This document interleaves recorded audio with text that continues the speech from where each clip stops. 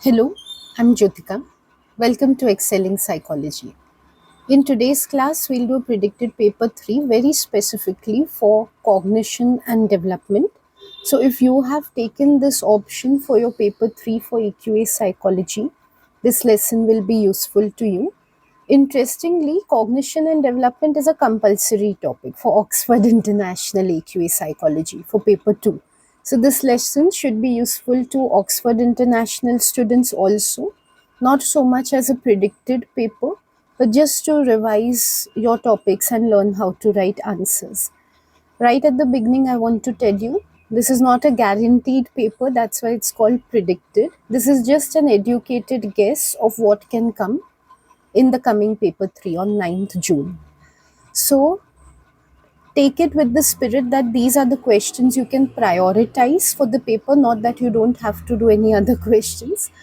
And you can learn how to write your answers, if nothing else, from this video. So, how to approach the question, write the answers, that's going to be my focus in this video.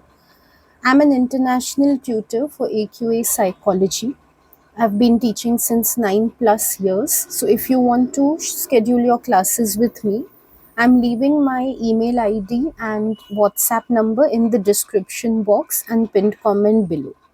Let's begin with today's lesson, in which I'll not be writing complete answers. It becomes very lengthy. If you want to learn how to write complete answers, you'll find that in my previous videos. I'll just be teaching you how to approach the questions and giving you outlines of the answers that you could write for these. Okay, let's look at the first question. Which one of the following is the independent variable in the Sally-Annie test?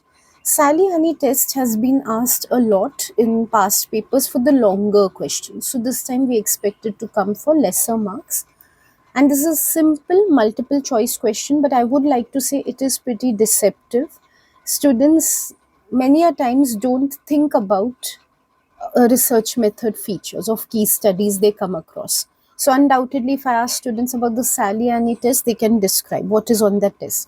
But specifically when they ask what is the independent variable, they haven't thought about it. And when they think on the spot, because their research methods concepts are not all that clear, they have a lot of confusion in identifying.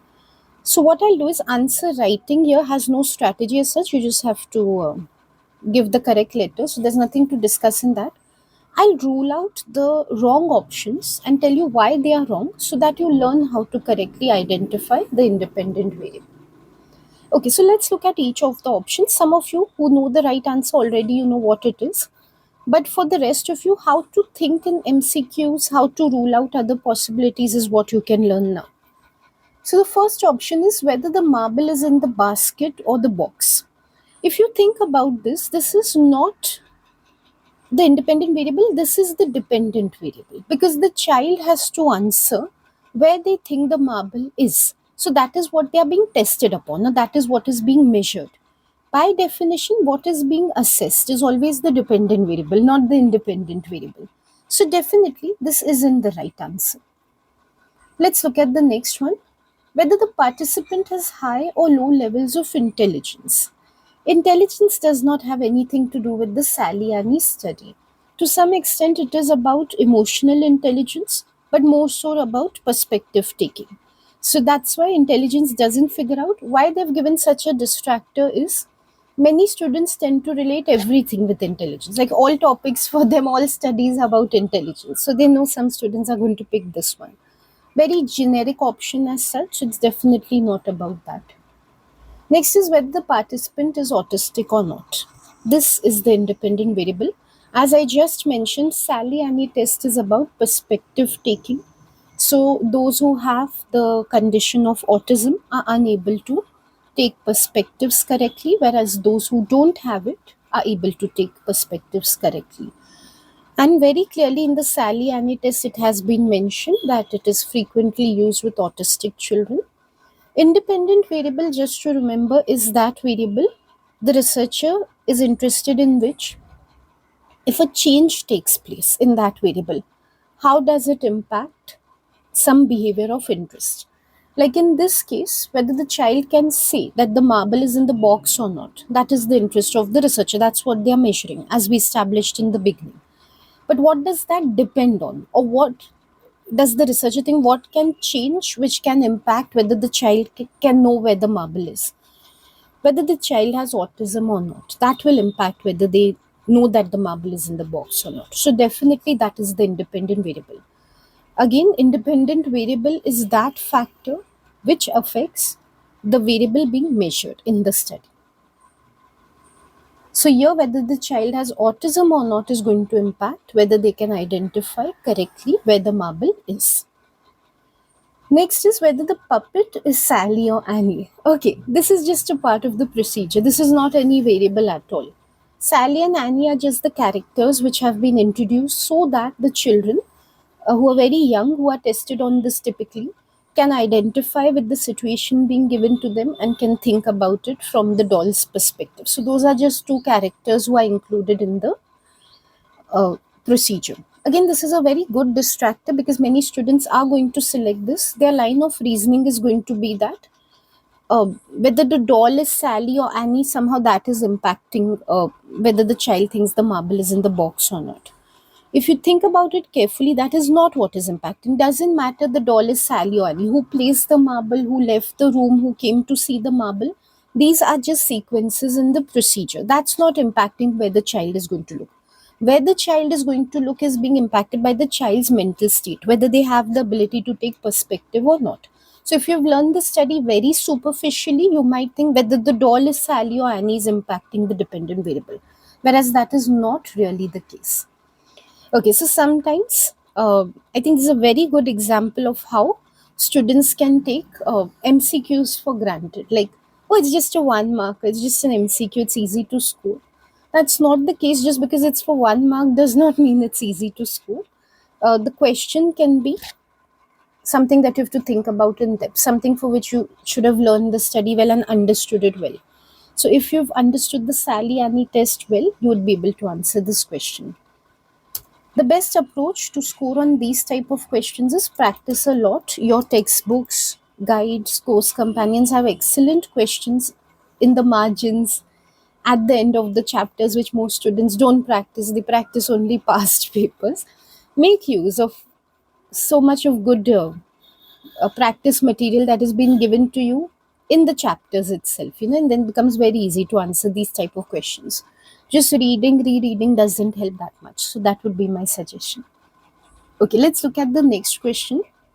I'm sure all of you, when it comes to Vygotsky's theory, you all are very firm with two concepts, scaffolding and zone of proximal development. So if this question comes, I think you should be happy about it and most of you can score well.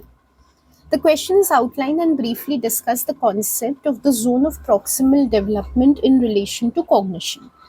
So we know this is from Vygotsky's theory. Now, because this is for 4 marks, let's analyze the question first. Outline. Outline meaning AO1, description. Briefly discuss. Briefly discuss meaning AO3, evaluation. So there is an AO1 component to this also and an AO3 component also. We must definitely make note of this. What most students will do who haven't really taken a good exam perspective is to just see, okay, 4 marks, outline is the first word, zone of proximal development. Let me just explain what is zone of proximal development. So most students are going to miss the discuss part of it, meaning that AO3 has also been asked for. It's a 4 marker, definitely 2 marks are going to be split between AO1 and AO3. Okay, now, and also, as I've mentioned in my previous videos as well, we must read the question thoroughly, outline and briefly discuss the concept of zone of proximal development, meaning that I should not give anything about unnecessary concepts from Vygotsky's theory like peer tutoring or anything, means because as obvious as it might seem to some of you, students just think, okay, ZPD, Vygotsky, let me give anything from Vygotsky's theory. That should not be the approach. We have only 2 marks for AO1. We can't beat around the bush. We must be totally focused on ZPD in relation to cognition. Do mention how ZPD affects cognition in your AO1 part. For the AO3 discuss part, it's just 2 marks. Any one strength or weakness will suffice. And you don't really need to get into the peel format for it as such. Even if you just give like a point and some reasoning for it, that will be sufficient, given that it's only 2 marks. Okay, so how I would answer this is, for AO1, I would define zone of proximal development, which just means it is that cognitive or mental area, mental space in a child's life in which they are ready to learn something, but they cannot learn that without the guidance of an adult.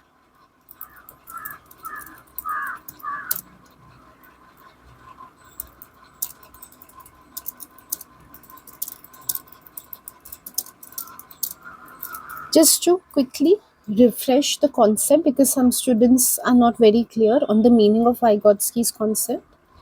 ZPD is that zone literally, or that readiness, preparedness in the child in which they have mastered to some extent a skill. Let's say, for example, mathematics. Say they've learned how to add or subtract, so they are ready to learn about multiplication.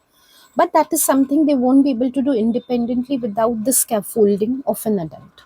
So when they're in that place, that space, we say that they are in their zone of proximal development. So I've given the definition. Many students just leave it at this. They've asked us to say what it means in relation to cognition. So we need to give something about that. There are many ways of going about relating it to cognition. Either you could talk about scaffolding, like I just did just now. Just make sure that when you mention scaffolding or peer or adult helping, it is to indicate that the ZPD can be overcome with that and the child will master the skill. Just make sure your focus doesn't become totally about scaffolding and you don't go into defining that concept. Alternatively, you could also talk about how collaboration, guided instruction, those concepts by Vygotsky are what will take the child across the ZPD and help them to develop in cognition by mastering skills. So that is how it is impacting cognition. So I would put as, it can help the child develop in cognition through collaborative learning and guided instruction with adults. Just make sure to use good terminology for AO1 always, regardless if it's an essay question or not. You have to use good terminology. So, terms like collaborative learning, guided instruction, those are always better than just using generic words like help from adults. Now, coming what I would give for AO3. These were my AO1 points. For AO3, I just like to give a supportive study for zone of proximal development. And as I mentioned, it's just for 2 marks. So I wouldn't go into a proper peel structure and no question of counterpoints and all. It's too brief for that. So for zone of proximal development, I remember there was this puzzle solving study in which mothers were helping their children to solve puzzles, and depending on what stage the child was in, if the mother gave scaffolding accordingly, the child was able to cross their zone of proximal development and master jigsaw puzzle solving skills. So that is the one I would give. This study, if you remember the names of the researchers, that's fine. You can name, otherwise it isn't compulsory. As such, this was the McNaughton and Leyland study.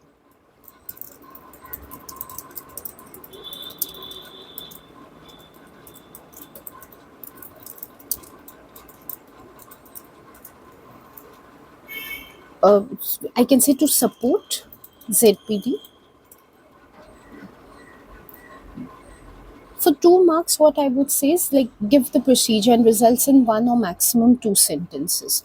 So the researchers observe mothers helping children with jigsaw puzzles. Actually, scaffolding is the better term. Let me put that. Based on the level of ZPD they had reached. Greater help for those children who were at wider ZPD, we can say, who needed more assistance,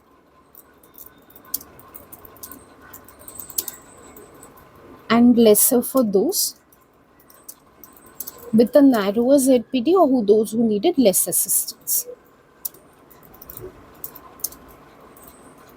The scaffolding by the mothers did help the child to cross their zone of proximal development successfully.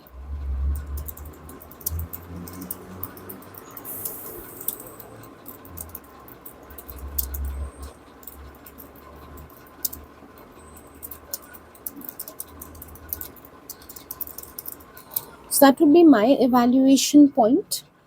Other possibilities, there are a number of other studies. Right now, they're not coming to my mind, but whichever you've learned from your textbook. Any supporting study you could give instead of McNaughton and Leyland.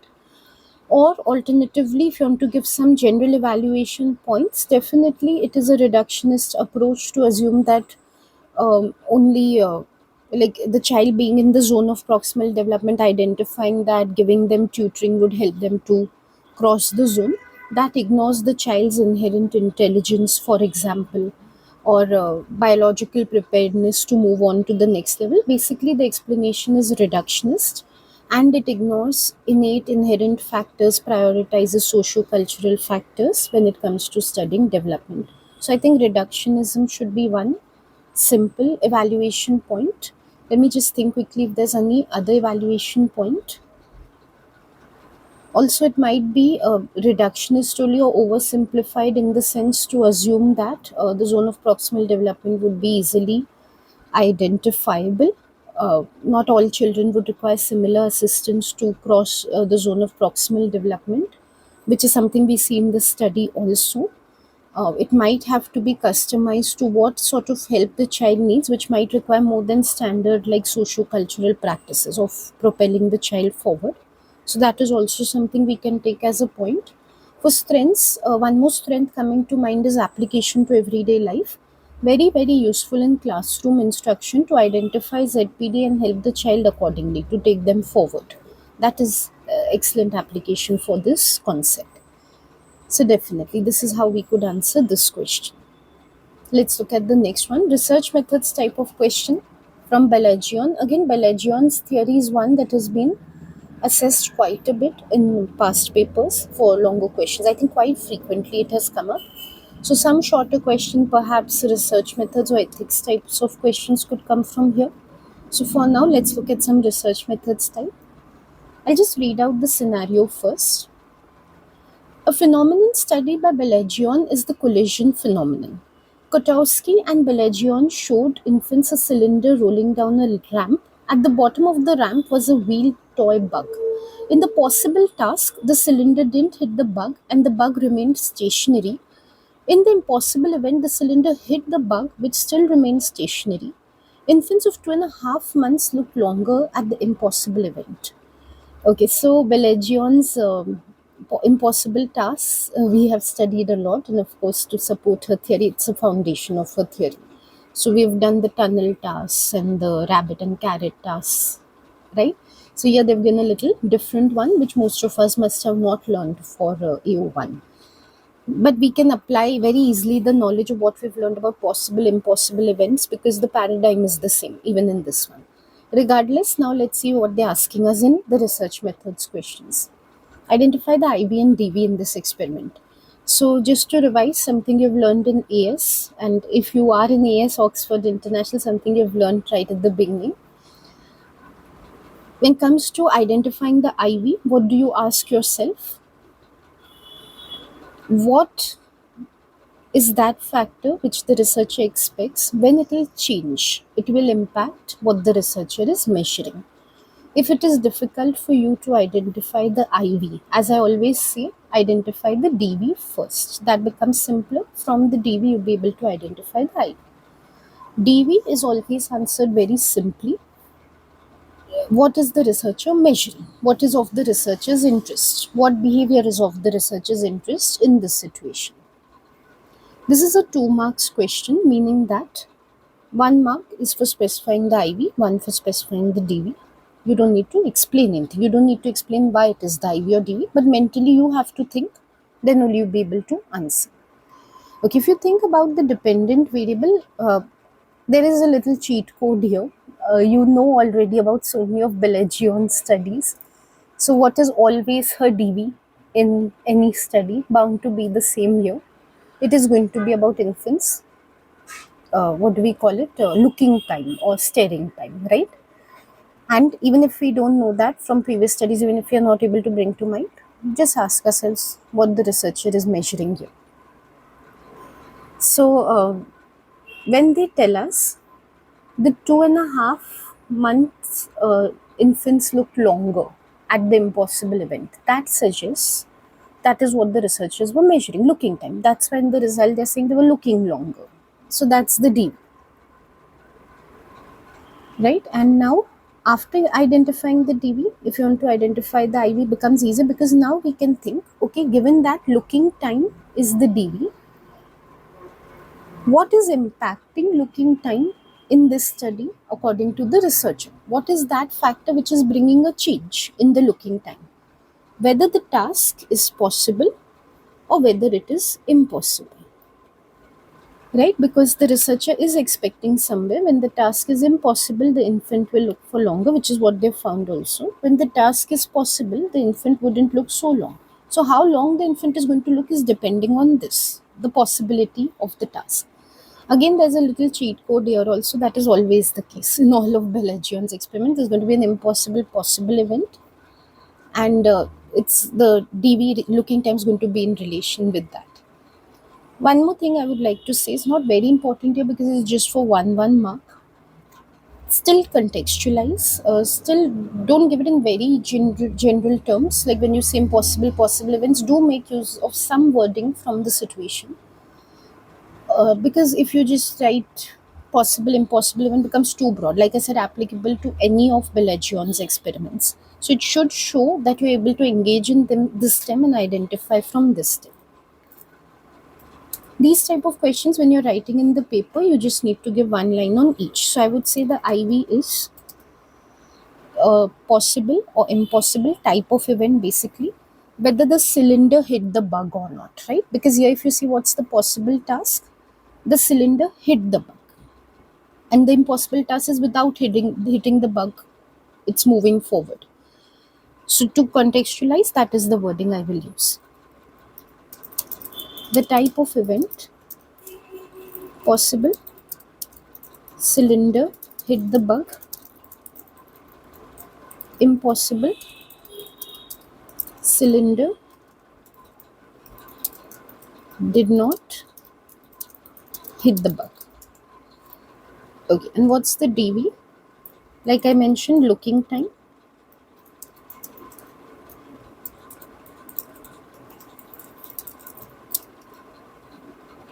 Actually, some students do write, and that's acceptable. It's looking time at cylinder hitting and not hitting the bug. But what I feel is when we write that way, it becomes muddled. Then because you're including the IV also in the DV by saying looking time at this and this, which is already the IV. So just keep it at looking time. This is something you won't be able to contextualize much because the DV is exactly given this way. Only what I would suggest is instead of using things like staring time or surprise of the infant, which is a typical Bellagio terms, yeah, because they have used the word looking, we use looking time. So it shows relevance to the given scenario. Let's look at the next question. Explain why it might be preferable to use an independent measures design in this study. This is not as simple as it looks. Here they're trying to ask you why we should have a separate group of infants looking at the possible and a separate group of infants looking at the impossible event. Why this is not a simple question is because ideally it should be repeated measures design, which Bellagio always used. Right, and why she used that? Because as we have seen in her experiments, she used to habituate the child to the situation. Once the child became accustomed to it, then only she would study their surprise at the impossible event, because otherwise it could be confounded by novelty. Just because they are not habituated and so, like something new is coming in front of them, that's why they might be staring for long. So now to defy the use of repeated measures design, which is ideal, and consider what could be the problem with that, despite its very like solid reasoning on which it is based, is something we need to think about carefully. First things first, The command term is explain.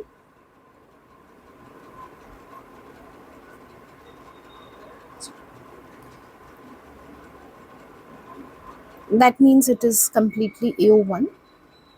Actually, it's AO2 more of, because research methods questions are actually AO2. We always talk in terms of the situation which is given. So you could think of it as AO2 entirely for 3 marks.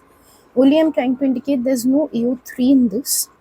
Don't take it as literally evaluating independent measures design going into strengths, because what some students are going to do randomly, they're going to pick up a strength of independent measures design. It avoids order effects, carryover effects, or demand characteristics, and just give it from that point of view evaluation, which might not be relevant here. So I don't want you to lose sight of the fact that research method questions are AO2 always, and they need to be applicable to the situation given. So it should not be something generic that you take up for this. And it is for 3 marks, meaning you have to give sufficient detail. I would take it as, you name the reason. So first is, this is the reason why independent measures design should be used. Second, for 2 marks of explanation, you elaborate about how that problem which you have named that this would be overcome, how that problem might have occurred in this situation.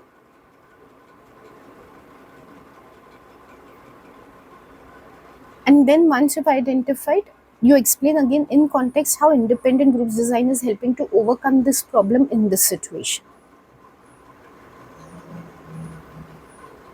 So this is a rough structure. When I put down the points, you'll be able to see how I structure it exactly this way.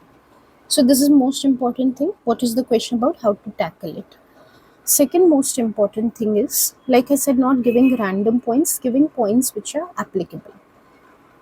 So think about that point which is most relevant. No doubt in your mind you can have a list of, okay, usually these are the reasons we use independent measures design. But then pick one reason at a time, apply to the situation, second reason apply, and come to the most sound factor based on reasoning which could justify in this situation use of the design. One reason we use independent groups design is to prevent demand characteristics. That's the, I think, most common reason that comes to mind, because the children are exposed to different conditions, so they won't be able to compare and understand what is the purpose of the study. The only thing is, when it comes to the the Balagion type of studies, when we are saying that there are 2.5 months old infants, to propose that demand characteristics are being avoided in their case does not make sense, because they are not at the capacity to understand what the experiment is about, regardless of they're exposed to both conditions or one condition. So that is something we should avoid taking here. That's why I said don't give general points, give points which will make sense. Another reason why independent groups design proves to be useful is we can run 2 tasks simultaneously, like practical reason. 2 conditions can be run simultaneously, and we save time in the process. Could be a reason, won't be very strong, like not a very strong justification for doing that, because after all, even repeated measures design, because the task is very brief here, the possible or impossible event takes place very quickly, so there's not really that much time to save that they should opt for independent groups design. So I would say you can take that, but not a very strong point. Next is order effects, in which one we have is practice or carryover effect. Let's consider that. If we consider that the child has just looked at the possible event first, then they're looking at the impossible event, is there some sort of practice they have gained of looking at the event which would impact how they would judge the impossible event next? Yes, potentially yes, because they already habituated, accustomed to seeing that task, and then when they look at the next one, it doesn't have any novelty for them. But this is what Belagion wanted. This is the reason why she did repeated measures design. So that is something we can't take over here. As I mentioned previously also, carryover does not apply here. The whole reason for doing this is habituation. So there's only one reason left for why independent measures could be better. That is the reason we should give here. Fatigue. The child could get tired. So the other order effect which is there, that is applicable here. Let's assume the child has done the possible task first. It's a 2.5 months old child. They're just going on staring at whatever is being presented. A child of that age, an infant of that age, is already very distractible, has very limited attention, gets fatigued and sleepy easily. going on showing them something like a full habituation phase takes place, although they haven't mentioned here, but fairly lengthy for a child to see, and then bringing them to possible impossible events, they get fatigued by the time. So what can happen is, once the child has seen the possible event, by the time they see the impossible event, they might be tired, and that is why they might not look at it long enough as they would have otherwise. If they were in a fresh mindset, when they would have looked at the impossible event, they might have stayed for it for even longer than what is found in this situation. So that could affect the validity of the results. But if we had two sets of children, one with a fresh set of mind, they're looking at the possible event, the other one with a fresh set of mind, they're looking at the impossible event, then we are able to compare and say that, okay, the child is looking for longer, this much longer, like even in this study they found longer, but maybe even more, because they're in a fresh state of mind, we can say exactly for how long they're studying.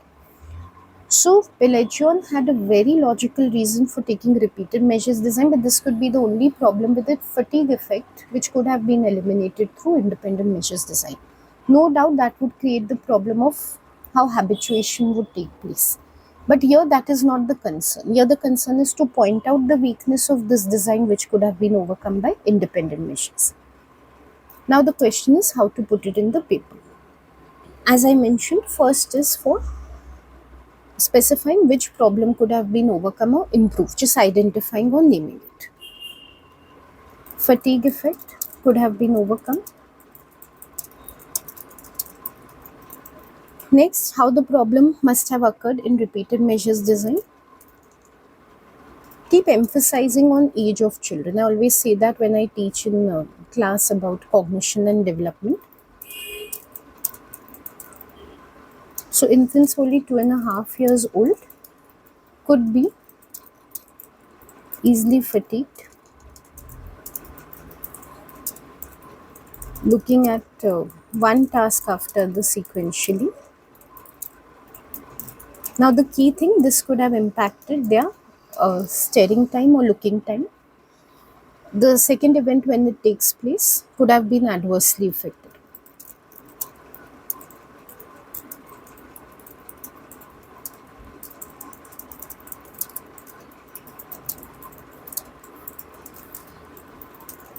So now to specify, see, the question is why it might be preferable. Always keep reading the question before concluding an answer. Have you explained why it might be preferable? You have pointed out the problems, but did you say why independent measures would overcome this problem? No. So make sure to write. So independent groups design would have prevented fatigue, as one infant would have to do only one task, either possible or impossible. So either looking at the possible event or impossible event. When you're writing, just write it completely. Okay, so that is for the Bellagion's task. I know the discussion became a little long for this one, like what I explained, but Bellagion's study, although very simple, is something I have noticed students don't understand very well, especially when I work with Oxford EQA students, when they just come to me and they've just learned it in class. They don't understand it that well because uh, they've not got the reasoning or the logic behind why various steps were done in her studies. So you should know that. That's why I've explained it a little more. Another theory, very simple but not always very well understood, especially when it comes to applying its stages, is Selman's theory. Okay, sorry, before that we have another question. So before we come to Selman's theory, let's look at this one. Bellagio typically recruited participants by getting names from a list of recent births in a newspaper. What kind of sampling method is this? Explain your answer. Very typical research methods question. For this, you don't even need to refer back to the original stem. Whatever is required is given in this part itself. If anyone is recruiting participants from a list of recent births in the newspaper, it has to be with sampling opportunity. See, I'll tell you what mistake students are going to make here is again not reading the question carefully, being in a haste. They're just going to see the word newspaper and they're going to assume that, oh, it's volunteer sampling. Why? Because we've memorized and we've not deeply understood that, whenever there's an advertisement in the newspaper, volunteers come. And especially remember because of Milgram's study. That's not what they're suggesting here. Are they suggesting that Belajon is putting an ad in the newspaper and calling for infants who are interested? No. She's just going through the names in the newspapers and she's picking up the ones who are recently born. So this is not volunteer. People are not being approached to willingly send their infants for the study. The very definition of opportunity or convenience sampling is easy accessibility or easy availability. Like we just take those people who are easily available. So if I just pick up a newspaper, whoever's born is conveniently listed over there and I can just take from there whoever I want. Of course, subject to later consent and all, but right now the names are easily available to me. That is opportunity or convenience sampling. So that is what is being suggested here. Now, from a question point of view, like how to approach the question, what kind of sampling method is this? Like I mentioned, opportunity. They have emphasized, especially even if they would have not, given that it is 2 marks, we would have to justify why we are saying it's opportunity. So, what I've explained to you, we just need to put that in points. Also, it's explain what type of command terms totally. AO1 or you can take it AO2 because it's applicable to the scenario. Like I said, research methods questions are AO2. Just don't give any strengths or weaknesses. It's no AO3 component in this question. Okay, so first make sure to clearly name the correct method, which is opportunity or convenience sampling. And make sure next to explain why we are saying this. Whenever you talk of opportunity sampling, make sure to use the term easy availability or conveniently available. So, and of course, contextualizing using wording from the situation to answer. So, names of young infants, because that was Bellagion's target population always. Easily available. Like I said, this is the key point. I'm really emphasizing on this because students don't use terms like this while explaining sampling methods. That's where they lose marks. In list of recent births, names in the newspaper. Also used wording from the situation, right? So you must do that. You must give context to gain full marks. Okay, now coming to Selman's theory. Selman's theory, everyone finds it simple because it's like a perspective taking theory, and when we have the book in front of us and we read it, becomes very easy to understand. The challenge comes in applying it. Students are not able to apply the stages correctly. So today we learn how to do that. As I said, regardless of this sort of question comes in the paper or not, this practice is going to be very beneficial to you. Say instead of Selman's theory, they give Vygotsky or Bellagio or Piaget's theory, or even the Baron-Cohen test in this format. You learn how to answer these type of questions. So that is going to be useful to you. Okay, I'll just read out the situation. Helen tells her 2 daughters that she does not want them playing by the river because she thinks that it is too dangerous. Neither of her daughters agree with her and think she's being overprotective. The younger daughter, Lily, decides she will play by the river to show it is safe. She thinks her mother will change her mind when she returns safely. The elder daughter, Ruby, considers playing by the river. She reasons that other people may think her mother should give her more freedom, even though they will understand that Helen is right to show concern. Using Selman's theory, explain which stage of perspective taking Lily is at. This is why in my classes I emphasize so much on looking at the age of the child for whichever developmental theory is there. The key to the answer is in the fact that Lily is young, so she's going to be in one of the earlier stages of Selman. So you should just be able to identify that, though they haven't given the ages.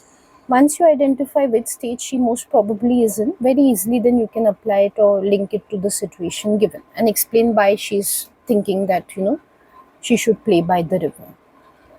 Same way for Ruby. The next question we know it's going to be about Ruby, and it's that only she's older, so she'll be in one of the forward stages of Selman's theory. Once we can identify the stage, it becomes simple to link.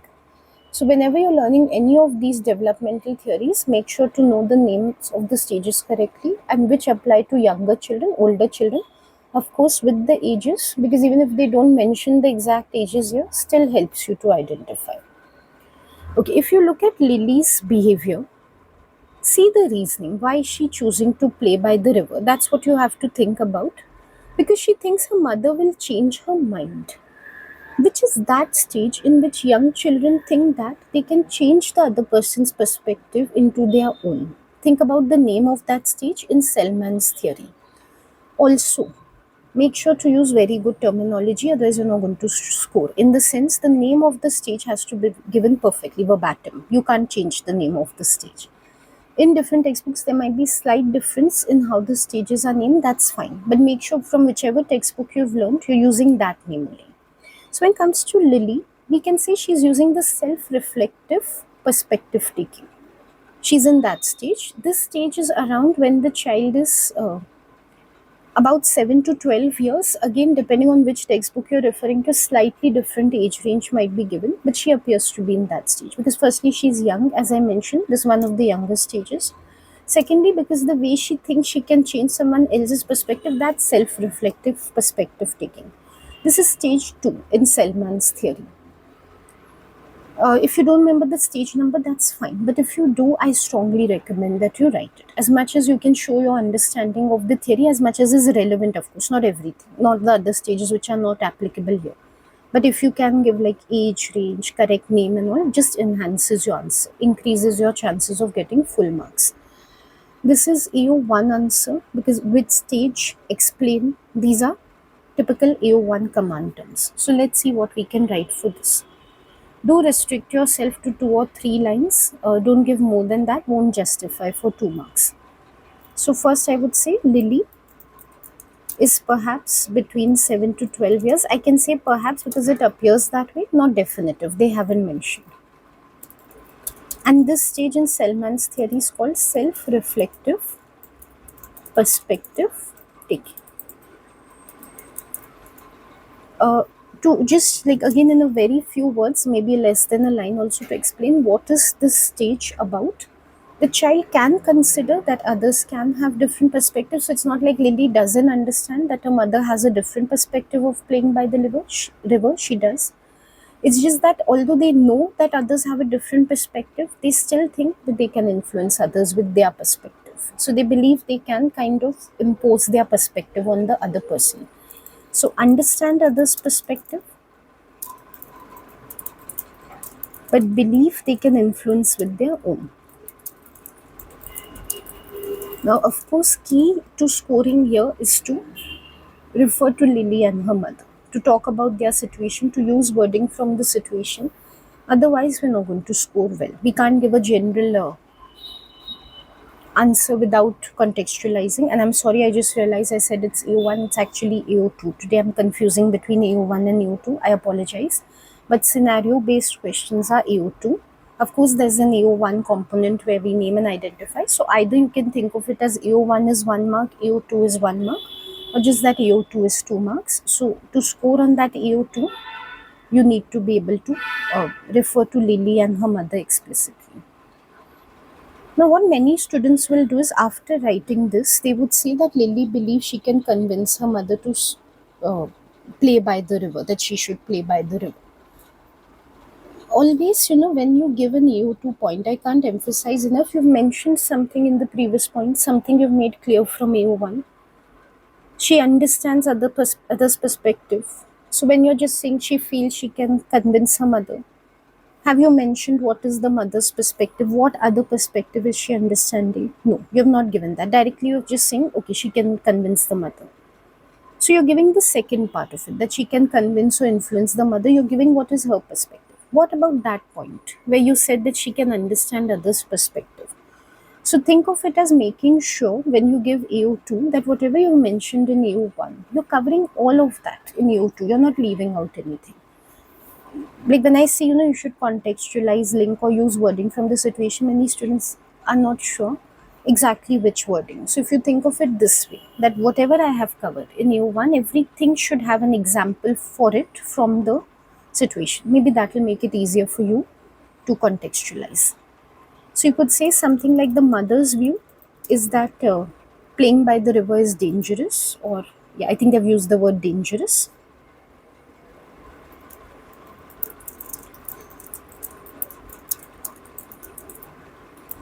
Lily understands this. Right? In the previous point, I said they understand. So she understands that this is her mother's view. but she thinks it's safe to play by the river.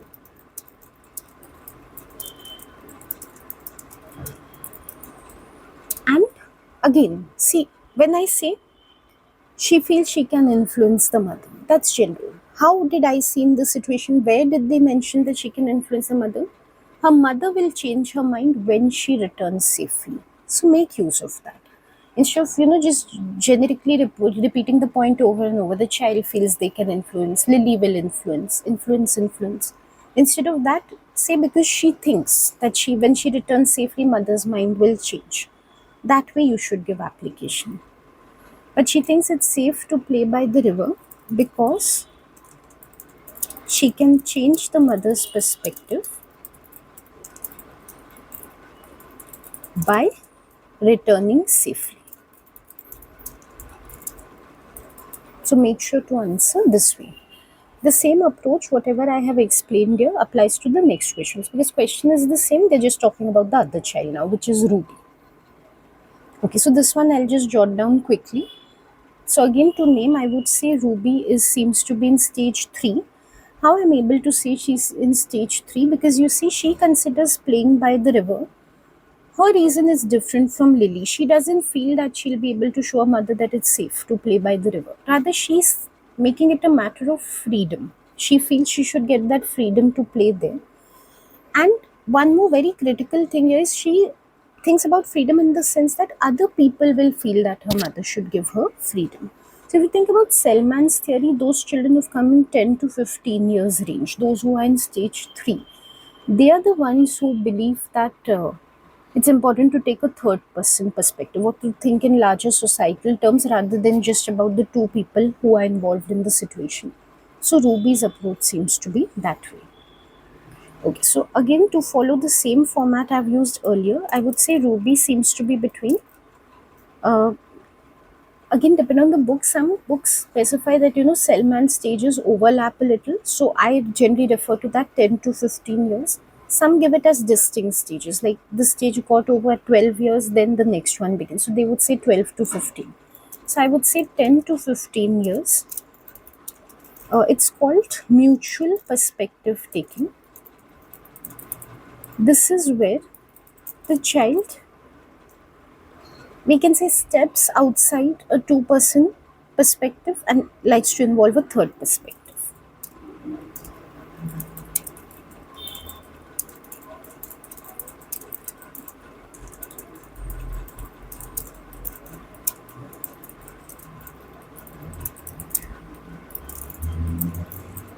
Now, again, very important, whatever I have said in the previous point, everything must be given an example from the situation for Ruby.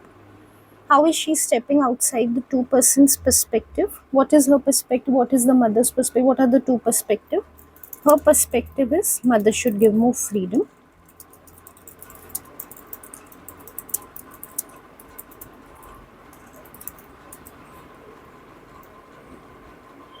Mother believes it's dangerous to play by the river and she should stop them.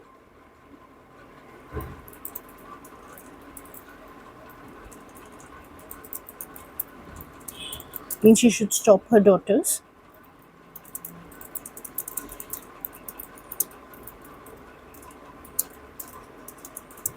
What is the third person perspective that she's incorporating into the conflict? That others would think that mothers should give more freedom, like that is more important than the protectiveness of the mother. But since we stick to the wording in the situation, more freedom, even though they will understand that it is Helen's right to show concern. Means she also acknowledges that though others will feel she should get more freedom, they also understand the mother's protectiveness. So this is what she feels will be the third person view. So third person perspective is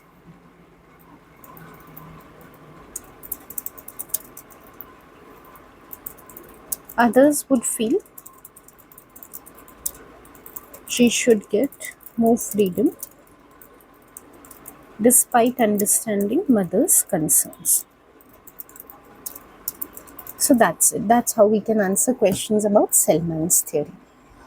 In my experience, I've seen might be true for you also. Students tend to take Selman's theory little casually because it seems to be easy to understand. So when it comes to applying, or even for that matter, like just describing the theory without referring to the book in the exam, they have quite some difficulty.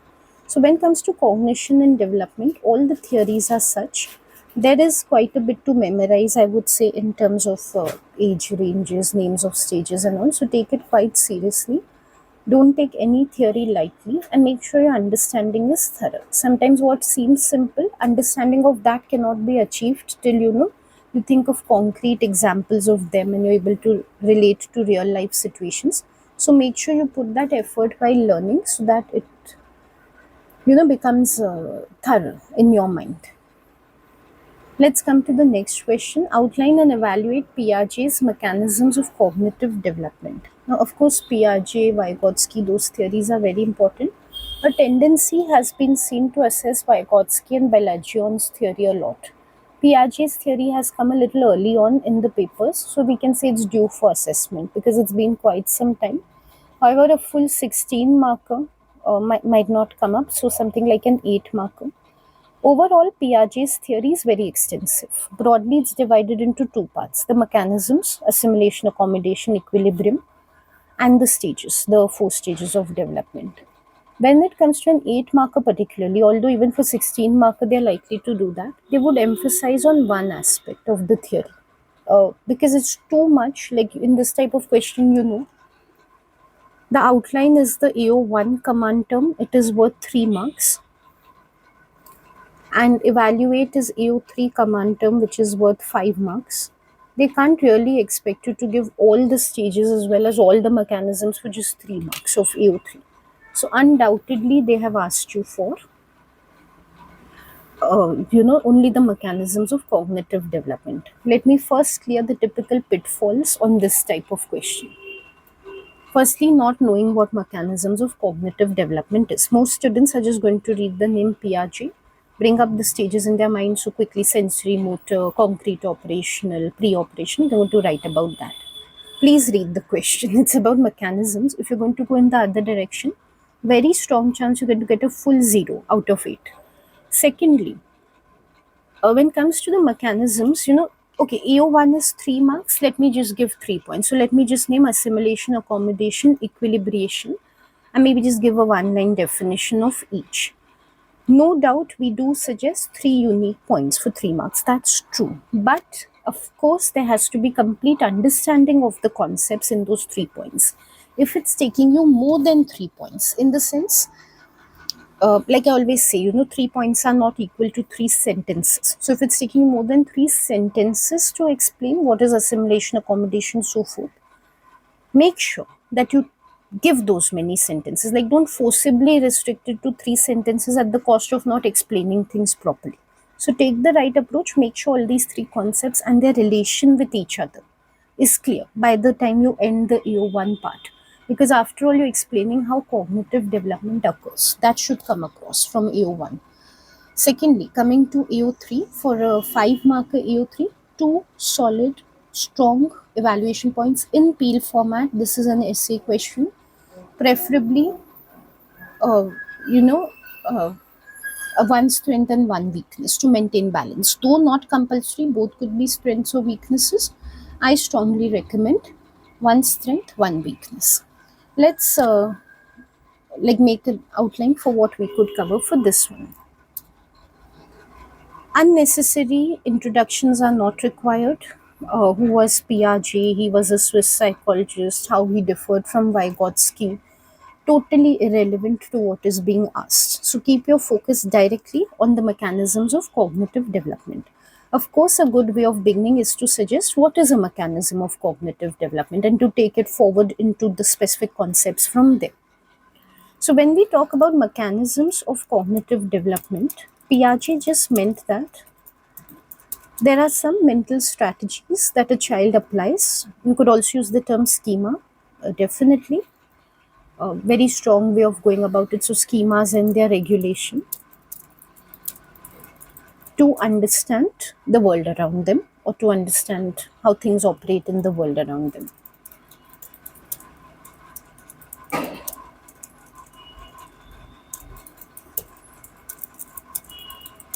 Okay, I've used a little bit of terminology here, little heavy, but if you want, you could keep it simple. Just make sure to use good language. So you could say something like mental strategies used by children to understand the world around them. That's a good way of beginning. Like a lot of students feel some introduction, definition should be there before getting into specific concepts.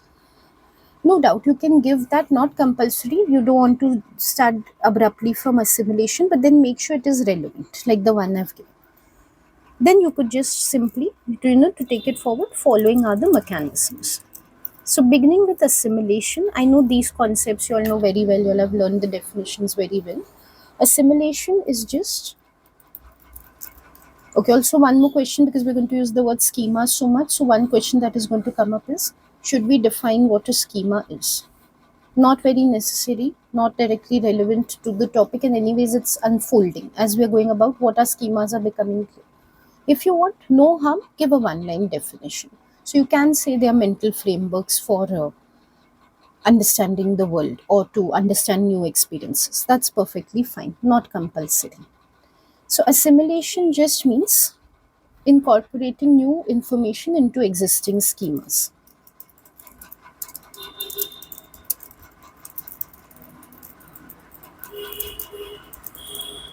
Accommodation, modifying existing schemas to incorporate new information that does not match them.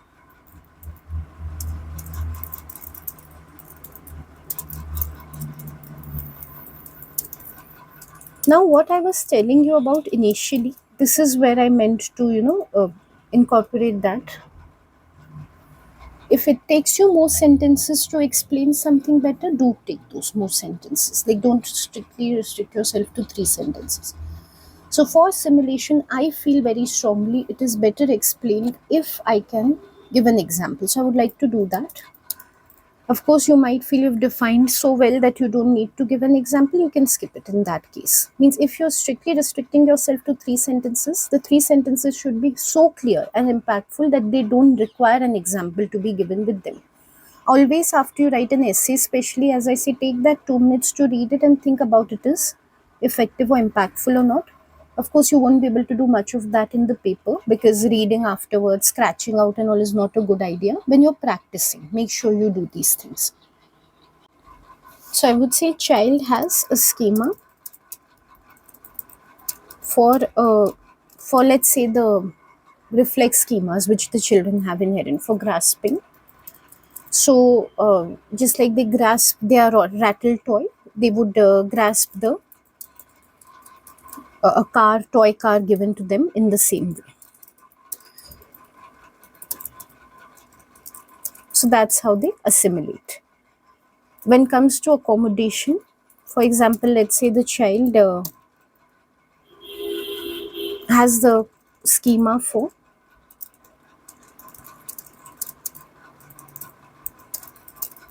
four-wheeled vehicles.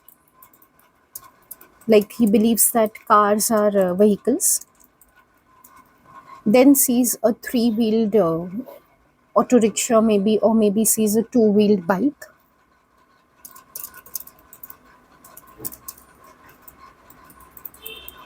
So then modifies the vehicle schema to accommodate even two-wheelers. So modifies vehicle schema as being either four-wheeled or two-wheeled automobiles.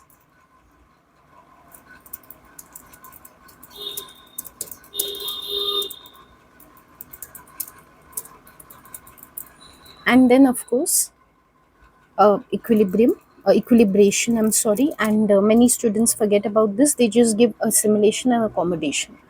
But how assimilation and accommodation work in tandem is by uh, helping the child undergo equilibration. So make sure in mechanisms you do specify what that is.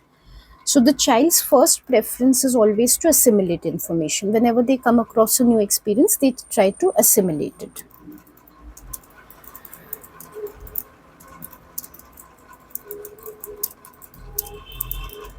When that is not possible, when they see that the information does not fit into their schema, then they undergo accommodation.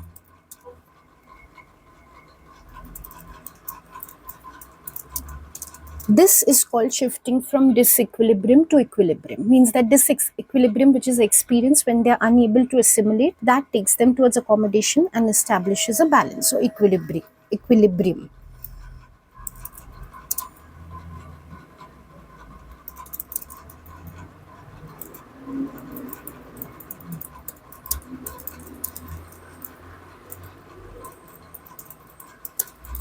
And now, as a one-line conclusion, or to finish off AO1, you could say this is the mechanism of cognitive development according to Piaget. So, how a child learns everything is through this equilibration process, constant movement between assimilation and accommodation.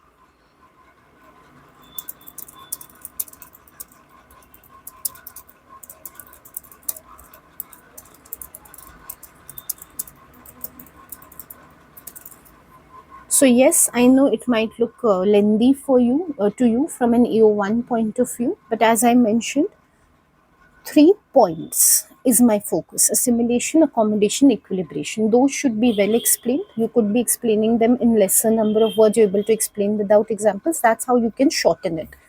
But you cannot skip any of the concepts of these three. They all are vital to mechanisms of cognitive development. Now coming to AO3. For me, when it comes to mechanisms of cognitive development, the easiest thing, as always, would be to give a strength from a study. It's always desirable, no matter it's a 16 marker or an 8 marker, so I would take that today. To follow the Peel format, my point is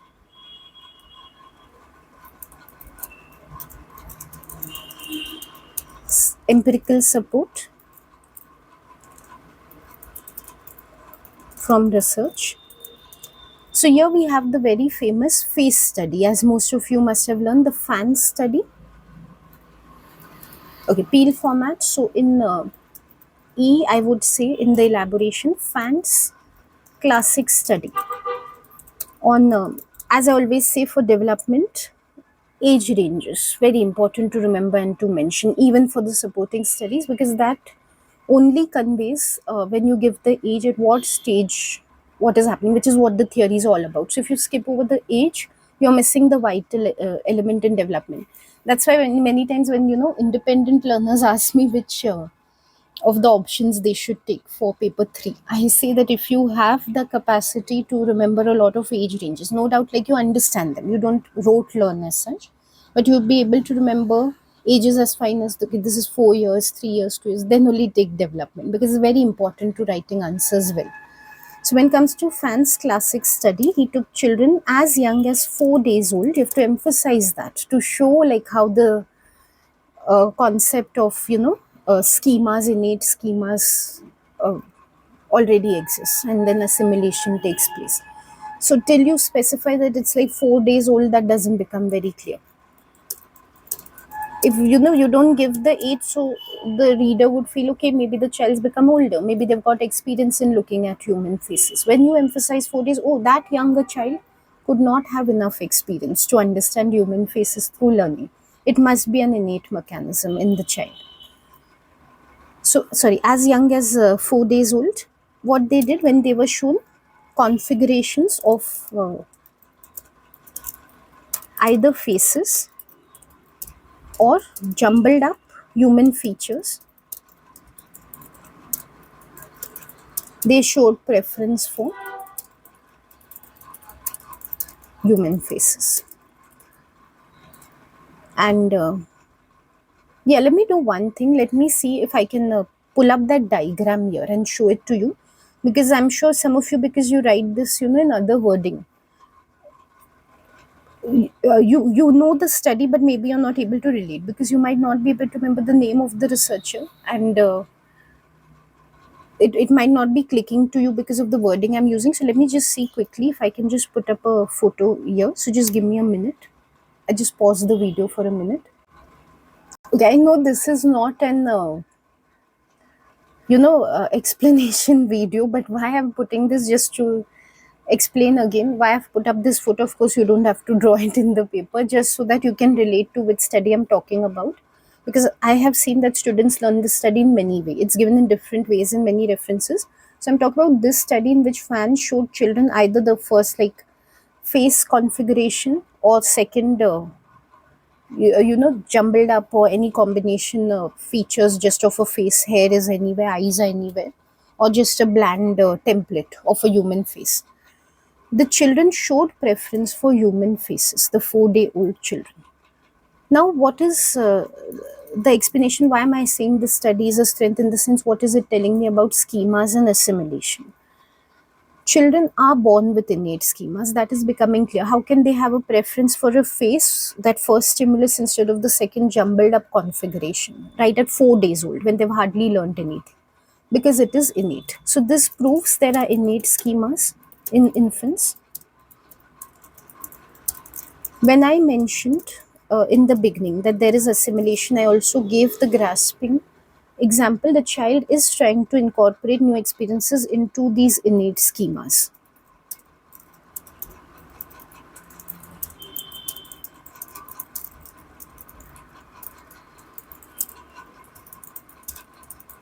Right, there are innate schemas. That's why the child is able to incorporate or use assimilation to add up to that those schemas. So this is giving evidence for that.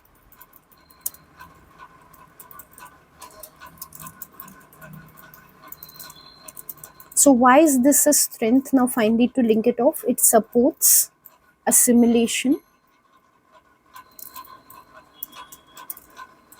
as a mechanism, like it gives empirical proof for assimilation as a mechanism of cognitive development, increasing the validity of Piaget's mechanisms of development theory.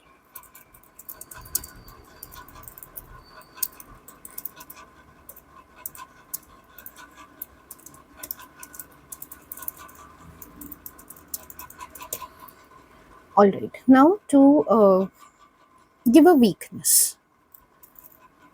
I will discuss other possible points. I just complete my strengths and weaknesses.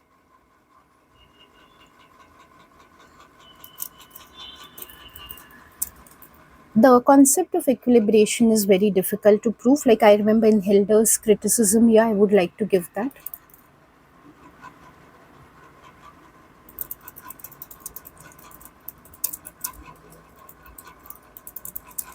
As we saw, equilibration is the key to understand Piaget's mechanisms of cognitive development. Now, why that is difficult to prove? In Hilder has criticized. If you can't remember the name, you need not give. But I think in Hilder's name, definitely you'd remember, because Piaget and Hilder, so many studies, including the Three Mountains study we have seen. So Piaget's own colleague has criticized it.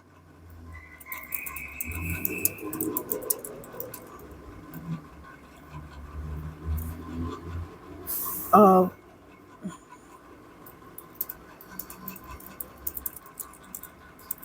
Actually, I'm sorry, it's not even like, now that I think of it, not even in Hilder's criticism about it. In Hilder's support, rather, came from equilibration witnessed in mild conflicts. It was, I now realize, sorry, it was in Hilder who supported the concept. It was Bryant who criticized the concept. He said that it would not apply to larger conflicts. So Bryant's criticism came from specifying that Piaget was referring to more major conflicts, not minor ones. So, in fact, in Hilder supported the concept a lot. He gave a lot of experiments independently of Piaget and in conjunction with Piaget. He showed that equilibration does occur. Bryant criticized it by saying that he's just shown it for mild conflicts, not for major ones. I'm not including the examples here, not warranted for 5 marks, but just to explain the point across to you. The problem that comes in establishing equilibration is, okay, let's say a child has a schema for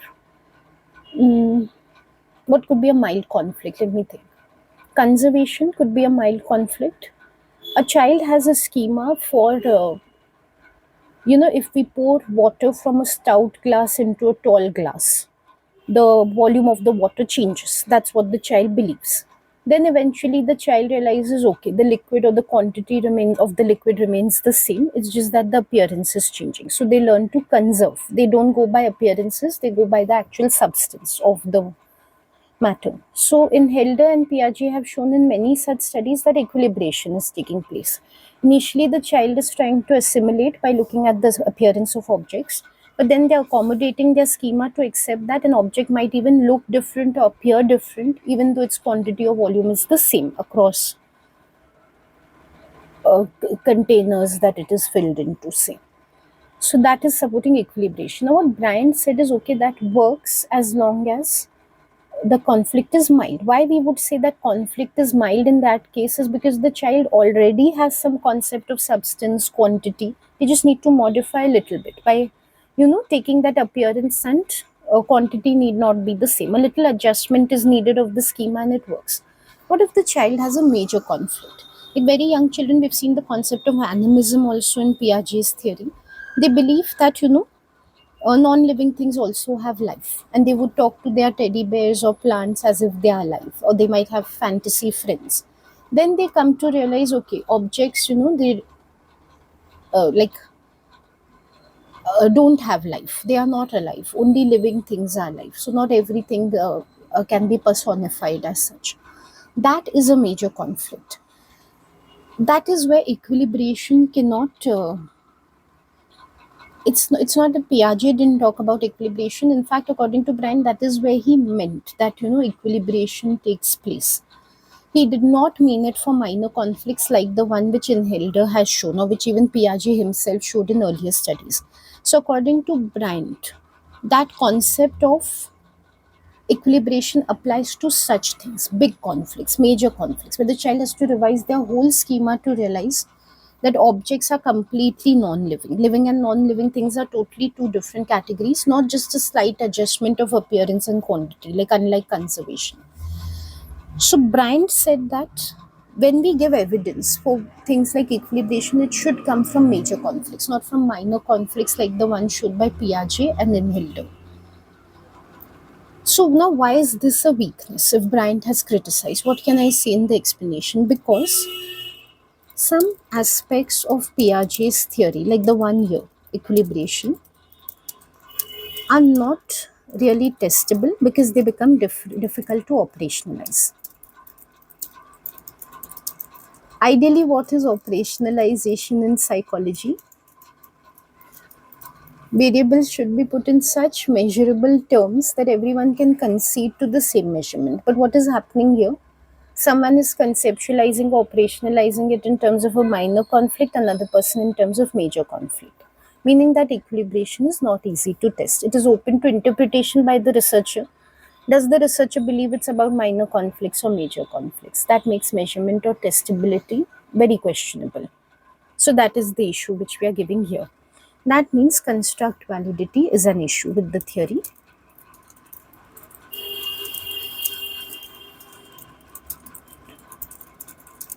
Alternatively, you could just say challenges the validity. You don't have to be very specific about construct validity, but just to remind you in one line, when the essential concepts of a theory only come into question, we're not very sure about them, like what they mean in operation, for example, that challenges construct validity. Okay, so these would be my points for mechanisms of cognitive development in Piaget. Other possible points, just to go over them very quickly, then I'll end the video. If you want to give other strengths and weaknesses of assimilation and accommodation, a very simple strength, if you want to take, would be application to everyday life. Again, when it comes to Piaget and Vygotsky, classroom learning has been much influenced by their theories. So when it comes to like assimilation, accommodation, you could give any example. Teachers always need to be mindful of what the child can assimilate at a given stage, and make them assimilate by giving them as many examples at that time so that they can have large schemas into which they can easily assimilate information. But when the time comes for accommodation, the teacher needs to challenge the child's thinking so that they have to modify their schemas, and they go through accommodation also. Essentially, teachers need to encourage both assimilation and accommodation to encourage the equilibration process and to make sure that the child learns well. So I believe that would be a very simple strength. Um, To think about any other strengths or weaknesses, of course, there is reductionism, which is a very simple one. Uh, Piaget's whole process of equilibration is totally dependent on innate cognitive unfolding of skills of the child, like the capacity to assimilate and accommodate.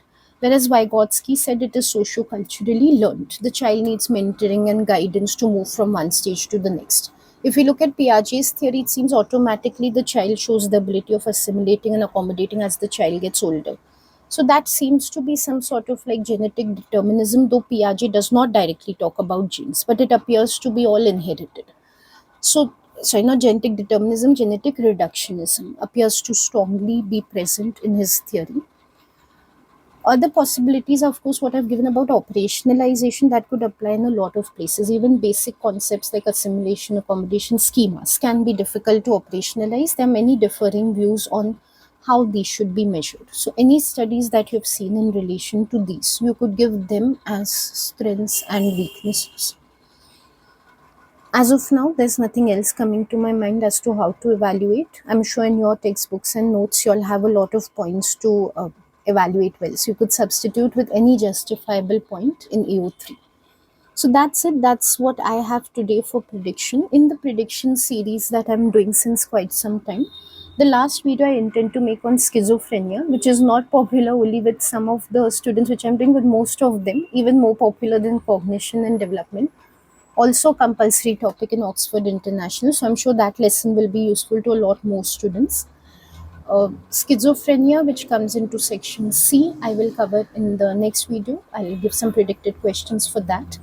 If you have any feedback for my videos, any comments, suggestions, questions you want to ask about the video, please leave them in the comments box below. My personal contact numbers are only for if you want private tuitions or if you have some related work with me for that. If you ask me anything about the videos privately, I will not be answering. So you can leave all your suggestions, comments, questions in the comments box if you want answers from me. And of course, after the last predicted video that I'm going to be making, I intend to start solving the 2025 papers. So for those of you who intend to reappear for the next session, I have lots of students who come up to me for reappearance also. And those of you who are just seeing these videos for practice and need more practice and preferably from latest past papers, you could keep a watch out on my channel for those videos also. You could subscribe to the channel for that. You'd get a notification when I upload that video. Okay, so thank you so much for your support and your time for watching this video and my channel. I'll see you very soon. Goodbye.